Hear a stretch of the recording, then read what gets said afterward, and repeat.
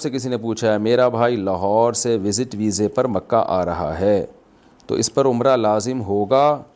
تو وہ عمرے کی نیت کہاں سے کرے گا، لاہور سے یا جدہ ایئرپورٹ پر؟ رہنمائی فرمائیں۔ دیکھیں اصل مسئلہ تو یہی ہے، فضیلت کی بات تو یہی ہے، جب بھی آپ مکہ جا رہے ہیں تو آپ عمرے کی نیت کریں اپنے گھر سے، جہاں آپ رہتے ہیں، لاہور میں رہتے ہیں، جاپان میں رہتے ہیں، سری لنکا میں رہتے ہیں، جہاں بھی رہتے ہیں، اس میں بیت اللہ کی عظمت بھی ہے، اور احرام باندھ کے گھر سے آپ چلیں گے، یہ زیادہ ثواب ہے، شاعر اسلام کا اظہار بھی ہوگا، تو افضل تو یہی ہے۔ لیکن اس میں مشکل ہوتی ہے لوگوں کو، تو پھر دوسرا راستہ یہ ہے کہ آپ ایئرپورٹ پہ احرام کی چادر پہن کے لبیک اللہم لبیک پڑھ کے 2 رکعت پڑھ کے جو ہے لبیک اللہم لبیک وہ پڑھ لیں، یعنی گھر میں لبیک پڑھ لیں تو وہیں سے آپ عمرے کی پابندیاں شروع ہو جائیں گی، سب سے افضل یہ ہے، اور احرام کی چادر پہن لیں۔ دوسرے درجہ یہ کہ ایئرپورٹ پہ یہ کام کر لیں، کیونکہ جب احرام میں آ جاتا ہے انسان تو پابندیاں بھی ہوتی ہیں، تو ڈر ہوتا ہے کہ یار بہت لمبی پابندیاں ہیں تو ایسا نہ ہو مجھ سے کوئی غلطی ہو، دم واجب ہو جائے۔ تو آسان حل جو اس میں تھوڑا کم ثواب ہے وہ یہ کہ ایئرپورٹ پہ آپ احرام کی چادر پہن لیں اور لبیک اللہم لبیک تلبیہ پڑھ کے عمرے کی نیت کر لیں، یہ دوسرا درجہ ہے۔ اس سے بھی آسان درجہ یہ ہے کہ آپ صرف عمرے کی چادر ایئرپورٹ پہ پہنیں، لبیک نہ پڑھیں۔ لبیک آپ اس وقت پڑھیں جب اناؤنسمنٹ ہو کہ بھئی میقات سے اب آپ گزرنے والے ہیں۔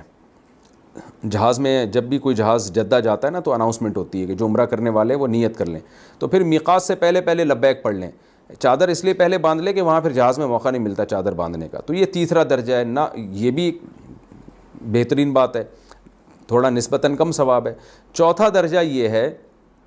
کہ آپ مکہ جانے کی نیت ہی نہ کریں، آپ مکہ جا رہے ہیں جدہ ایئرپورٹ سے نیت کریں جدہ جا رہا ہوں میں،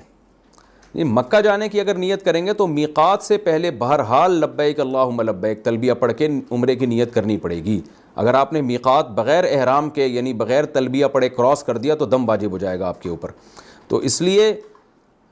ہاں یہ اس کے لیے گنجائش ہے کہ وہ نیت جدہ کی کرے، یعنی آپ نے جانا تو مکہ ہے لیکن آپ نیت کریں کہ میں جدہ جا رہا ہوں، اور پھر جدہ سے پہنچنے کے بعد میں عمرے کی نیت کروں گا، ابھی سے نیت ہی نہ کریں مکہ جانے کی، نیت یہ کریں جدہ جاؤں گا میں، تو جدہ جانے کے بعد مکہ جانے کی نیت کروں گا اور عمرہ کرنے کی نیت۔ تو پھر ایسی صورت میں یہ چوتھا درجہ ہے کہ آپ یہاں سے جدہ جائیں جیسے سب جاتے ہیں، جدہ میں امیگریشن وغیرہ کے مراحل سے گزرنے کے بعد وہاں کھائیں پئیں، جو بھی آپ نے کرنا ہے اپنے کام کو نمٹائیں، کوئی بھی کام اگر نہیں ہے تو وہاں پھر آپ اس کے بعد جا کے پھر حدود حرم میں داخل ہونے سے پہلے پہلے آپ جدہ ہی میں، جدہ سے تھوڑا قریب ہی ہے حدود حرم، تو اس لیے جدہ میں پھر آپ احرام کی چادر بھی پہن لیں جب مکہ جانے کا ارادہ ہو، اور پھر تلبیہ پڑھ کے عمرے کا احرام بھی باندھ لیں، تو یہ سب سے آخری درجہ ہے۔ تو یہ 4 درجات ہیں، تو یہ والا درجہ سب سے کم ثواب ہے، پہلا والا سب سے زیادہ ثواب ہے۔